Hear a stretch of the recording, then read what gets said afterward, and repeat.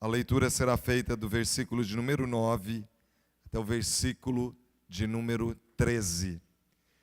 Nos diz assim a palavra de Deus, Lucas 11, 9 em diante. Por isso vos digo, pedi e dar-se-vos-á, buscai e achareis, batei e abrir-se-vos-á. Pois todo o que pede, recebe, o que busca, encontra, e a quem bate, abrir-se-lhe-á. Qual dentre vós é o pai que, se o filho lhe pedir pão, lhe dará uma pedra? Ou se pedir um peixe, lhe dará em lugar de peixe uma cobra? Ou se lhe pedir um ovo, lhe dará um escorpião? Ora, se vós, que sois maus, sabeis dar boas dádivas aos vossos filhos, quanto mais o Pai Celestial dará o Espírito Santo àqueles que lhe o pedirem. Espírito Santo, muito obrigado por essa palavra revelada. Venha agora nos iluminar para que nós possamos aprender dela. Venha nos ensinar, venha ministrar ao nosso coração.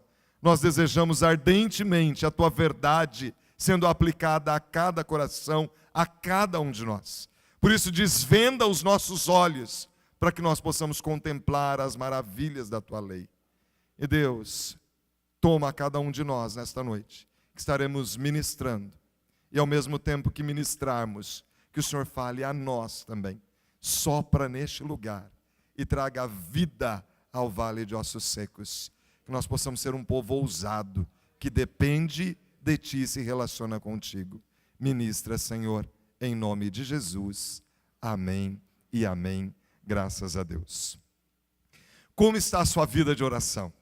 Primeira verdade que eu quero compartilhar aqui com você é a eficácia da oração. Que eu e você podemos ter oração eficaz, que atinge o objetivo, que encontra a resposta, que estreita relacionamento com o Senhor. E no nosso texto lido, Jesus fala exatamente sobre isso, sobre a oração que atinge o objetivo. Ele diz, pedi e dar-se-vos-á, buscai e achareis, batei e abrir-se-vos-á, pois todo o que pede, recebe, o que busca, encontra, aquele que bate, abrir-se-lhe-á. E talvez você esteja se perguntando, o que eu devo pedir? Porque o primeiro verbo que nós temos aqui é pedir. Pedir, bater, abrir. Se você conhecesse de grego, você iria perceber que a conjugação verbal aqui dá exatamente essa ideia de perseverança, de continuidade, de intensidade, uma busca de relacionamento com o Senhor. Mas o que pedir?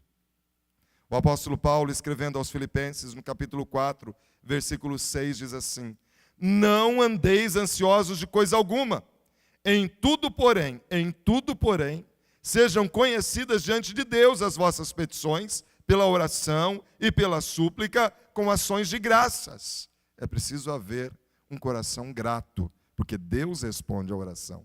Mas o que pedir?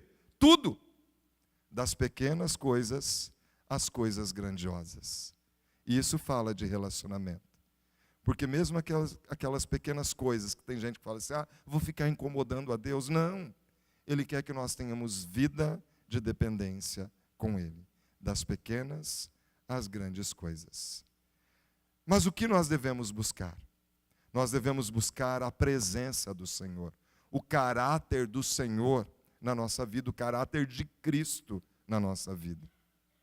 Isso tão é verdade que o salmista Davi, o homem que foi conhecido como homem segundo o coração de Deus, lá no Salmo 27, no versículo 8, ele diz assim, ao meu coração me ocorre, buscai a minha presença, buscai, pois, Senhor, a tua presença. Buscarei, pois, Senhor, a tua presença. Ou seja, ele fala de um coração disposto. Senhor, eu quero a tua presença na minha vida. Eu quero intimidade, eu quero relacionamento. Eu quero a tua presença manifesta. Quando a gente estuda a história dos avivamentos, nós podemos ver a vida de oração e a vida de santidade ligadas. Porque uma vida de santidade e vida de oração atrai a presença manifesta de Deus. E nós queremos ser uma igreja que experimenta a Shekinah de Deus, a presença manifesta dele em nosso meio e em nossa vida. Mas onde eu vou bater? Que porta é essa que eu baterei? Jesus também nos responde. Lá no Evangelho de João, no capítulo 10, versículo 9, ele diz: eu sou a porta. Se alguém entrar por mim, será salvo. Entrará e sairá e achará pastagem. Terá alimento, terá provisão sobre a sua vida. Por isso que quando nós oramos em nome de Jesus, porque Ele é o caminho, Ele é o nosso mediador ao trono da graça. Então quando eu bato nessa porta que é Jesus, e que chama à existência aquilo que não existe. Mas há muitas pessoas que dizem assim: pastor, eu sou humano, eu sou tão limitado, eu acho que eu não desenvolvo muito a minha vida de oração, porque eu me sinto imerecedor. E é sempre assim mesmo. Mas sabe, a Bíblia fala de um profeta chamado Elias, homem de Deus, e que me impacta a vida quando eu leio sobre ele. E Tiago, lá no capítulo 5, versículo 17, ele, citando Elias, ele diz que Elias era um homem semelhante a nós, sujeito aos mesmos sentimentos. Sabe aquele tipo de pessoa que levanta de manhã, está tudo bem, mas aí vai dar partida no carro, o carro não pega, aí você fica irritado? Homem semelhante a nós. Elias, ele enfrenta os 450 profetas de Baal, ele ora e fogo desce dos céus, consome o altar, nem as pedras sobram, mas daqui a pouco ele é perseguido por Jezabel e ele foge, ele tem medo, ele vai para uma caverna e por fim, num quadro de depressão, à sombra de um zimbro, ele fala: Senhor, me mata, eu não suporto mais. Ele pede a morte. Mas Elias, ele foi restaurado pelo Senhor. Homem justo, diz a palavra. Como que foi a vida de oração de Elias, apesar de ter todas as suas lutas humanas? Intensa. Elias, ele orou fundamentado nas promessas de Deus. Um Deus que cumpre as suas promessas. Lá em 1 Reis, capítulo 18, versículo 1, Deus chega para Elias e promete: olha, tem seca, mas virá chuva, Elias. Eu estou prometendo chuva. E nos versículos 41 a 46, Elias ora, respaldado na promessa do Senhor. E como que Elias ora? Ele ora com persistência. Ele fala para o seu discípulo: vai lá fora e vê se está vindo chuva.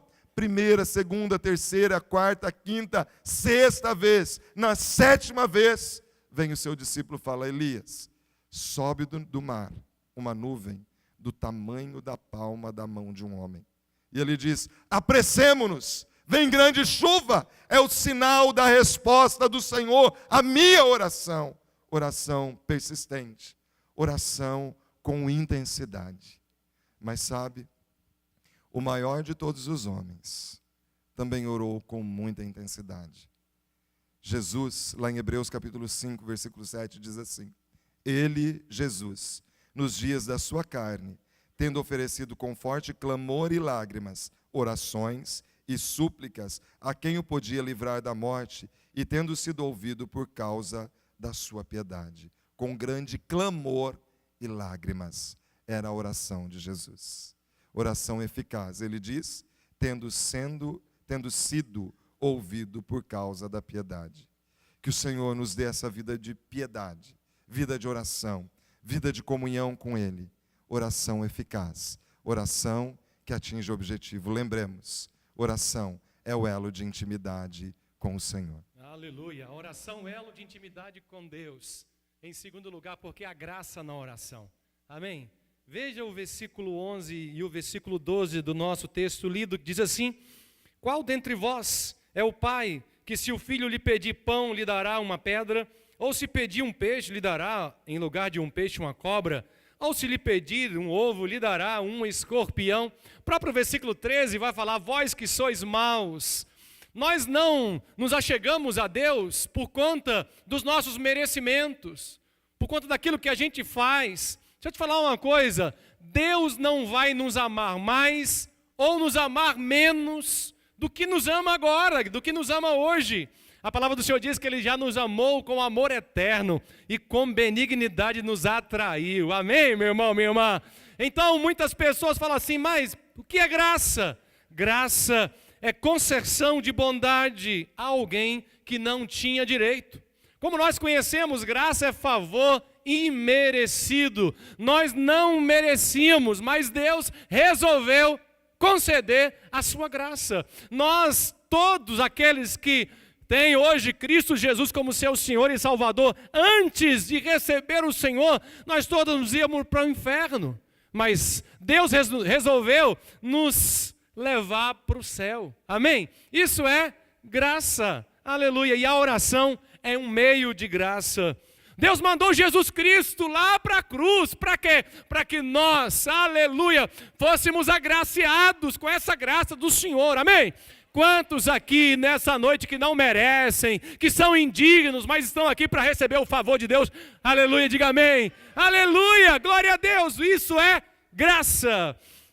Alguns líderes muitas vezes procuram os pastores também e dizem assim: pastor, quero fechar a célula, não dá mais, não dou conta, eu não consigo, essa célula não cresce, esse ministério não vai, e aí querem entregar. Mas no fundo, quando a gente vai conversar e trabalhar, a gente percebe que em muitos deles, né, ou em muitos de nós, há um peso muito grande, parece que 100 quilos nos nossos ombros, e a gente, tudo é um peso. Tudo é pesado, e aí orar é um peso, fazer célula é um peso, ir para a igreja é um peso, porque muitas vezes essas pessoas entendem que é no esforço humano, então ele fez ou ela fez de tudo e não aconteceu nada, então o melhor agora é desistir e entregar. Mas nós entendemos que não é pelos nossos merecimentos, mas por aquilo que o Senhor Jesus Cristo fez na cruz do Calvário. Aí muitos não entendem a graça e falam assim: mas se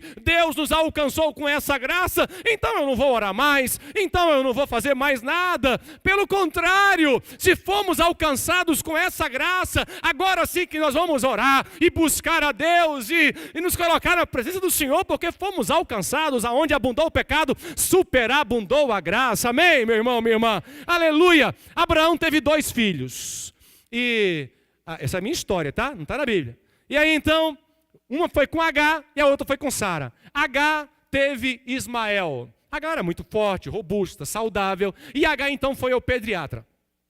Chegando no pediatra, tinha várias mulheres ali esperando. E aí as mulheres falaram: nossa, que menino bonito, saudável, conta o segredo. E aí, claro, Agar sabia o segredo, ela podia ter filhos. Então ela falou assim: o segredo é o seguinte, olha, 3 coisas. Você tem que ter uma boa alimentação. Pegaram as mulheres, ok. Segundo, vocês precisam seguir a tabelinha, tá? Tabelinha, naquele dia certo, beleza. Terceiro, você tem que ir lá comparecer no tribunal, né? Você tem que ir lá comparecer com seu maridão, e aí, beleza. Ok, Sara. Só que aí o seguinte: Deus não aceita, não recebe Ismael. Sabe por quê? Porque Ismael é fruto do esforço próprio. É fruto da força humana, de querer tentar agradar a Deus, e isso não é graça. Só que aí tem Sara. Sara tem um filho, só que aí, antes de ter filho, Sara já está com 90 anos de idade. E aí Sara com 90 anos de idade, o anjo chega e fala assim: olha, daqui 1 ano você vai ser mãe. E ela e ela começa a rir. Por quê? 90 anos, e olha, 90 anos era 90 anos mesmo. Já tinha passado o tempo dela, sabe, dar filhos. Ela não tinha mais condições. Só que aí o anjo fala: você vai ter um filho. E ela ri. E Deus fala assim: porque você riu, o nome vai ser Isaac, que significa riso. E aí eu fico pensando, né? Sara chamando o seu filho: ô Riso, vem cá, Riso, vai na padaria, Riso, né? E ela lembra. Por quê? Porque é riso, ela riu. Só que aí Sara vai ao mesmo pediatra. E quando chega no pediatra, as mulheres ali falam: olha, que legal, a vovozinha veio trazer o netinho, que legal. E ela fala assim: vovozinha nada, é meu filho. E aí as mulheres falam assim: é o quê? Como? Como a senhora, com 90 anos, conta o segredo? E aí Sara: mas eu não sei contar o segredo. Não, conta, como foi? Eu também não sei, não faz pergunta que eu não sei responder. Eu não sei, eu só sei que foi Deus. Eu só sei que foi graça. Isso é graça. É quando nós não merecemos, mas Deus resolve, aleluia, nos abençoar. Amém, meu irmão, minha irmã? Aleluia. Glória a Deus. que no Novo Testamento a gente aprende que a gente pode ir orar, confiando na graça do Senhor. Então não é naquilo que eu faço, mas é por aquilo que Deus já fez. Então eu posso orar crendo que o Senhor vai me ouvir, crendo que o Senhor é gracioso. Não é segundo o meu ou o seu merecimento, não é por aquilo que a gente faz, mas é por aquilo que Deus fez. Muitas pessoas não entendem o que é graça. Graça não é aquilo que merecemos. Eu fiz, Senhor, está aqui o ministério, está aqui, eu fiz isso, então, Senhor, acontece. Não, Senhor, eu não sou digno. Eu lembro dos 2 filhos lá. Não, o pai tinha 2 filhos, um saiu, filho pródigo, e um mais velho falou assim: olha, eu sempre faço, o Senhor nunca me deu nada, eu estou aqui, eu cumpro, eu faço, eu trabalho, eu faço. E aí o outro fala o quê? Eu não sou digno, nem de ser tratado como um seu filho, me trata como um dos seus trabalhadores. E o pai fala o quê? Vem cá, e dá um abraço, e faz uma festa, porque é graça. Aleluia. Mas, irmãos, estamos falando sobre graça, estamos falando sobre oração. Eu creio que muitas vezes Deus faz isso conosco, não é verdade? Nós estamos lembrando aqui, irmãos, que a oração é o elo que nos aproxima de Deus. A oração é um elo de intimidade com Deus. Por isso vimos, em primeiro lugar, a eficácia da oração. Meu irmão, ore e Deus vai agir. Em segundo lugar, você acabou de ouvir, baseado no texto desse Pai, em comparação ao Pai Celeste, que graciosamente esse Pai, que é ruim, Ele não vai dar pedra quando o filho pede pão, Ele não vai dar cobra quando o filho pede peixe, e não vai dar escorpião quando o filho pede um ovo. Mas, irmãos, há uma terceira verdade tremenda nesse texto que eu quero falar com vocês sobre as promessas para a oração. Veja só o versículo número 13. Ora, se vós que sois maus sabeis dar boas dádivas aos vossos filhos, quanto mais vosso Pai Celestial dará o Espírito Santo àqueles que lhe pedirem. Interessante, irmãos, esse texto é encontrado em Mateus capítulo 7 e Lucas capítulo 9. Lá no capítulo 7 de Mateus, o evangelista Mateus, ele omite 2 coisas.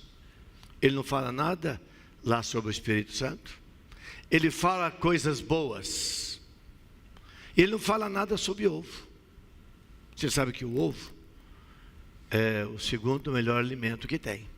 Você pode comer 3, 4, 5 ovos por dia, que não vai fazer mal não. É o leite da mãe e o ovo. Possivelmente, teologicamente podemos explicar que Mateus, como ele falava para um auditório judeu, o judeu só pensava em Elohim, o Deus todo, El Shaddai, o Deus Todo-Poderoso. Não tinha ainda o judeu a ideia da trindade, de um Deus onisciente, através do Filho e do Espírito Santo. Já Lucas, que escreve para uma audiência grega, ele já aborda, ele traz a essência que nós precisamos entender e aplicar na nossa vida. Foi esse mesmo Lucas que disse lá, no capítulo 24, versículo 29, a igreja que estava ali, que seria formada, aqueles cristãos de Jerusalém, quando ele anunciou a descida do Espírito Santo, ele diz: permanecei na cidade, até que no alto sejais revestidos do poder de Deus. Ele já entendia o ministério do Espírito Santo, e ele nos encoraja agora a experimentar o que o Espírito Santo quer falar cada um de nós e como vai abençoar a nossa vida. Irmãos, a oração é uma parte indispensável no nosso relacionamento com Deus. Se você não ora, meu irmão, minha irmã, eu tenho uma notícia muito triste para você. Você não vai desenvolver relacionamento com Deus. Você vai ser sempre um cristão andando na rama. Você não vai, na verdade, andar nas profundezas. Você não vai conseguir conhecer o coração de Deus, a sublimidade do poder de Deus da sua vida, porque falta um elo. Esse elo que nós estamos vendo aqui, através da eficácia, da graça e da promessa. Versículo 13, ele é enfático, quando diz: o vosso Pai dará, muito mais, o vosso Pai dará o Espírito Santo. Por isso, o crente cheio do Espírito Santo, ele tem tudo, ele terá tudo, porque esta é a promessa do Pai.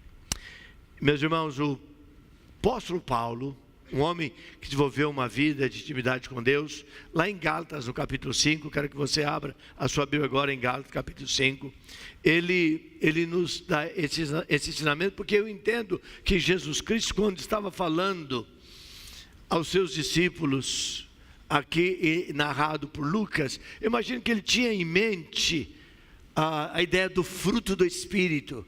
Hoje as pessoas falam muito em dons, as pessoas querem dons. O dom é uma coisa subjetiva, dom é ferramenta apenas.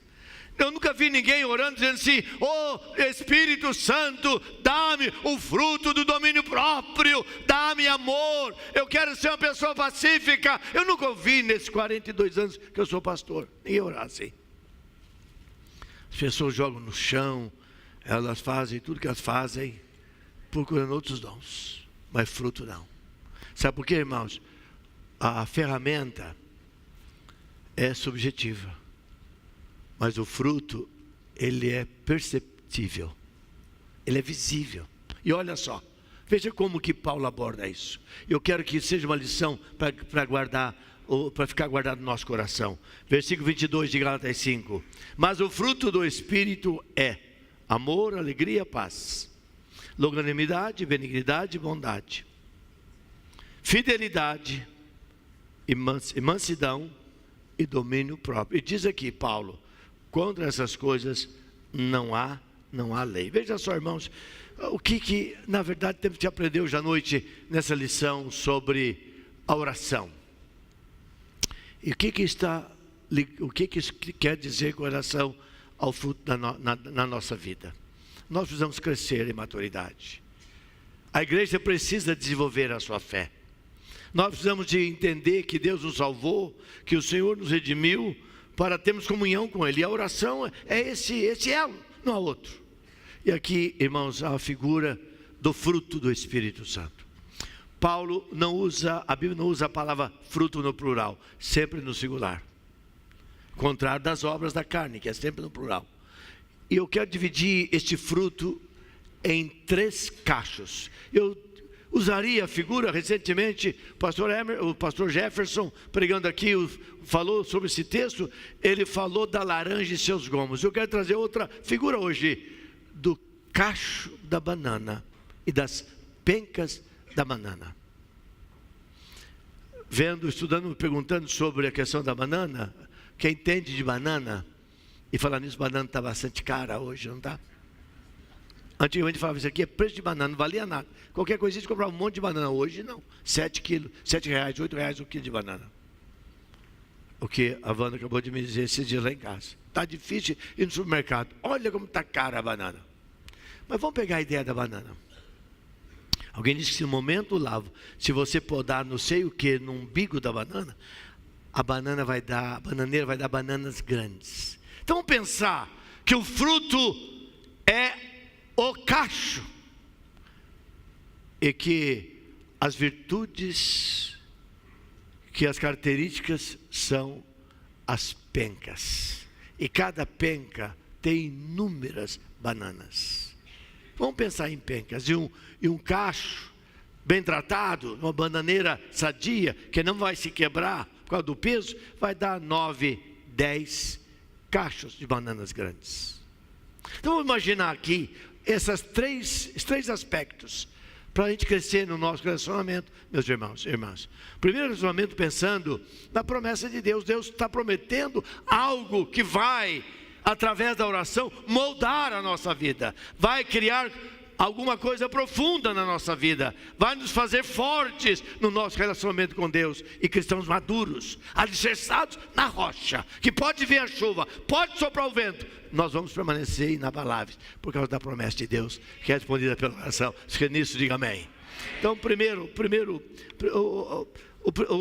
a primeira penca, irmãos, é uma penca que fala da vida cristã relacionada com Deus, que é, primeira coisa, o amor. E amor é base de todas as coisas. Onde há amor, irmãos, há entendimento, há perdão, há graça. Amor, alegria e paz. Você não produz alegria e nem a paz. A paz não é produzida na força, mas a paz é produzida como fruto do amor. Deus é quem traz isso na nossa vida. A sua vida, o seu relacionamento com Deus pode ser totalmente mudado, se você entender esses aspectos referentes, então, da vida cristã, que estão ligadas a Deus. Por isso que Paulo fala, o fruto do Espírito é amor. Como precisamos disso? Que amor é esse? Esse amor, na língua grega, vem do verbo agapao, substantivo ágape. É o amor divino, é o amor perfeito, é o amor de Deus, não o meu amor, não o amor humano. Em segundo lugar, nós temos a próxima penca, que está agora relacionada, ela se expressa na nossa vida cristã para com os demais, para com os outros, que vem aí, que é a longanimidade, que é paciência, mesma coisa com paciência, a benignidade, que é brandura, e em terceiro lugar, com a bondade, esse ato nosso de ter um coração bondoso, alegre, ligado aos outros. A nossa casa vai ser diferente se nós desenvolvermos o fruto do Espírito, que se manifesta nessas três características, ou virtudes da nossa própria vida, onde vai então haver a bondade, a brandura, paciência. Que lugar maravilhoso de estar. No trabalho, se eu sou um cristão, eu sou um patrão, ou eu sou um chefe de departamento, ou eu sou responsável por um grupo de pessoas, se na verdade eu trago como filho de Deus essas características, o meu ambiente vai ser maravilhoso, saudável e abençoador. Relacionamento com Deus, com os outros. E a terceira penca está relacionado com as outras últimas três virtudes do fruto, que são todas essas coisas, e a base é o amor, que vai falar então sobre a fidelidade, a mansidão e o domínio próprio. Essas virtudes, elas estão na verdade relacionadas, elas se expressam no nosso ser interior, no nosso mundo interior. É alguma coisa ligada a mim mesmo, a minha forma como cristão. Eu entendo a importância de eu ser uma pessoa, desenvolver na minha vida com a ação, com a graça do Espírito Santo, porque o dom é dele, na verdade o fruto é dele, a ação é dele na minha vida, mas eu vou desenvolver como domínio próprio. Você já imaginou se na nossa casa, os casados aqui, quando um fala, se o outro tiver domínio próprio, ou ela ou ele, na hora de falar, se falar com domínio próprio, o problema será resolvido sem prejuízo no relacionamento. Mas quando se perde o domínio próprio, impera ali a confusão, como a mansidão. Tudo que você fala de maneira mansa, você fala a verdade de maneira mansa. Jesus falava a verdade de maneira mansa, mas nós temos que desenvolver isso no nosso dia a dia. O que vai acontecer conosco? Nós vamos crescer na fé. Então, irmãos, o segredo da oração é o Espírito Santo, é Ele. E é por isso que nesse ano nós estamos convocando toda a igreja para dizermos ao Espírito Santo: Espírito Santo, transborda-me. Eu preciso ser transbordado para que eu possa caminhar e as coisas relacionarem em perfeita harmonia e Deus se alegrar da vida de cada um de nós. Irmãos, o trabalho do Espírito Santo é nos tornar mais semelhantes a Cristo. Ele quer fazer isso na nossa vida, Ele quer fazer isso na sua vida. E eu quero encerrar essa palavra lembrando sobre a eficácia da oração.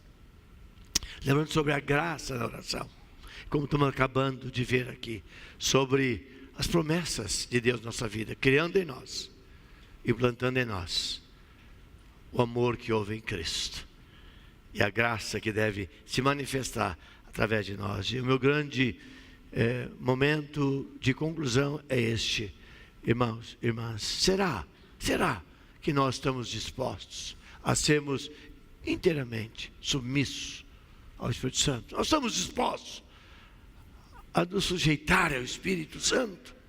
Porque se nós estivermos, tudo será diferente.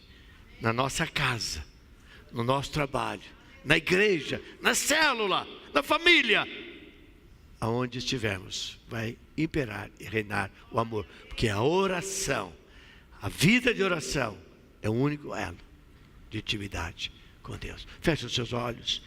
Pai, muito obrigado por esta noite, por esse momento de oração, esse momento de palavra, como a sua palavra nos ensina. Gera em nós, Pai, uma dependência profunda do Senhor. Jesus nos ensinou. E o Espírito Santo quer trazer sobre a nossa vida o seu fruto, para que sejamos abundantes, crentes valentes, corajosos e vitoriosos, em nome de Jesus.